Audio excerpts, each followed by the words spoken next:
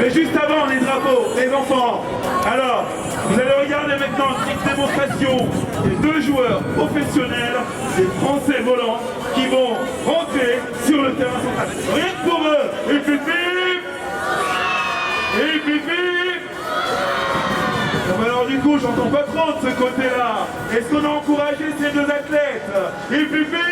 Ah, on est là, on est là.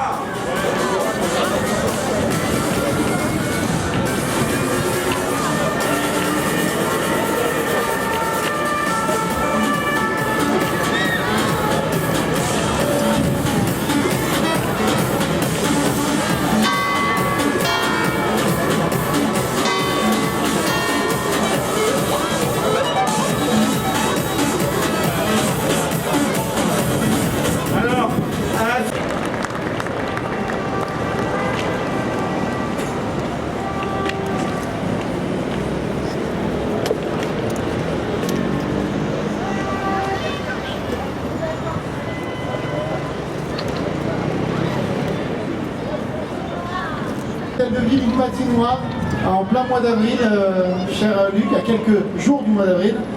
C'est pour nous l'incarnation concrète de ce qu'on veut faire sur tous les grands événements sportifs. On l'a fait pour l'Euro 2016 de football, on l'a fait pour le championnat du monde de handball et on le fait avec beaucoup de plaisir sur ce championnat du monde de hockey, avec la même philosophie que celle qui nous anime pour la candidature aux Jeux Olympiques, partager le sport et faire en sorte que ces grands événements sportifs ne soient pas simplement réservés aux athlètes. On veut qu'ils aient les magnifiques conditions de compétition, ils les auront à l'Accor Hotel Arena, pas seulement pour les spectateurs qui auront aussi une incroyable expérience de visite, mais aussi pour tous les Parisiens qui puissent, à l'occasion de chaque championnat du monde, découvrir les disciplines, partager un moment pour s'essayer sur des patins avec une crosse. Et donc on le fait ici, sur un endroit symbolique, au pied de l'hôtel de ville. On le fera à partir de la semaine prochaine à Stalingrad pour que ce championnat du monde de hockey soit un moment de plus dans cette grande aventure de la Fédération française de hockey, cette jeune fédération qui, à peine 10 ans déjà, est capable d'organiser un championnat du monde, est au pied de l'hôtel de ville. Cher Guillaume, on se souvient en 2001, le premier championnat du monde de handball en France. Le hand n'était pas ce qu'il était en France et 15 ans plus tard, on a vu ce qu'était un championnat du monde. Donc tout ce qu'on peut espérer, c'est qu'avec ce championnat du monde, des événements comme ça, eh bien, dans une quinzaine d'années, on est une équipe de France championne du monde de hockey à Paris, dans un championnat du monde encore plus grand, en suivant ce parfait exemple. Et donc, voilà le même esprit de partage qui anime ces athlètes qui portent la candidature et nous-mêmes. Donc merci aux hockeyeurs, merci aux Français volants, notre club parisien qui joue en Ligue Magnus et qui là encore avec ce championnat du monde, on l'espère, va trouver des spectateurs et des futurs joueurs. Merci à tous. Simon, si vous voulez bien, d'abord, cher Jean-François, grand remerciement à la ville de Paris qui a organisé ce Paris Rock et Tour. Donc c'est un peu le deuxième étage de la fusée, si je peux dire, puisqu'on a commencé un peu plus tôt avec la patinoire en glace, celle-là sur la Tour Eiffel. Et maintenant, comme on approche un peu de l'événement puis des beaux jours, donc l'installation pour faire découvrir à tout le monde le hockey sur glace et surtout dans une belle installation comme ça. Donc merci beaucoup à la ville de Paris qui a été un partenaire dès le début, très enthousiaste pour organiser ces championnats du monde. Puis en même temps, merci à tous les athlètes. J'ai regardé un peu les différentes disciplines, le contact et combat, c'est un peu nous ça aussi, le hockey sur glace. Des sports d'équipe, c'est un peu nous le hockey sur glace aussi. Et quand je vois le handball et la belle démonstration qu'ils ont fait, la belle réussite des championnats du monde, ils nous ont tracé un peu la route. Même si ça va être un petit peu plus difficile pour nous, on va faire, je pense qu'on va avoir une équipe de France vraiment surprenante et importante. Et bien sûr, les Français volants. Juste une petite précision, pour l'instant ils sont en D2, ils ne sont pas en Magnus.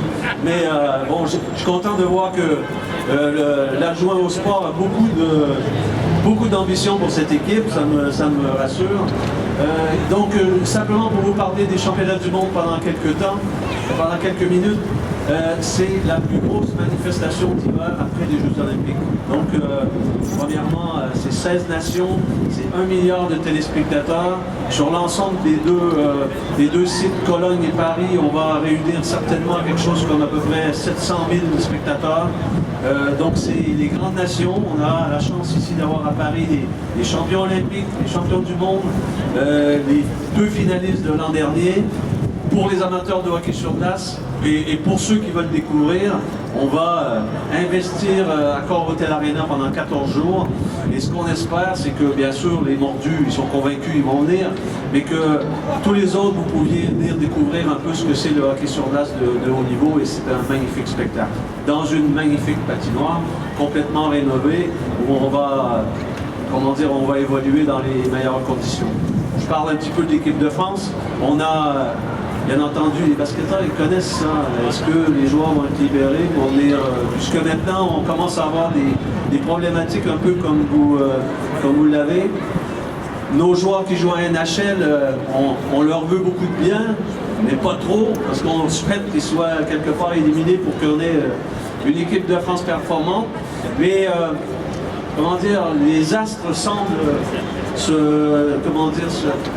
s'aligner. Et surtout, je pense qu'on va avoir vraiment, tel que c'est prévu, une équipe de France vraiment performante. Et je pense que pour le succès populaire, bien entendu, parce qu'il faut beaucoup de personnes dans les gradins et ça va attirer beaucoup d'étrangers, il faut une équipe de France performante et on espère que vous allez tous être derrière cette équipe parce qu'elle le mérite.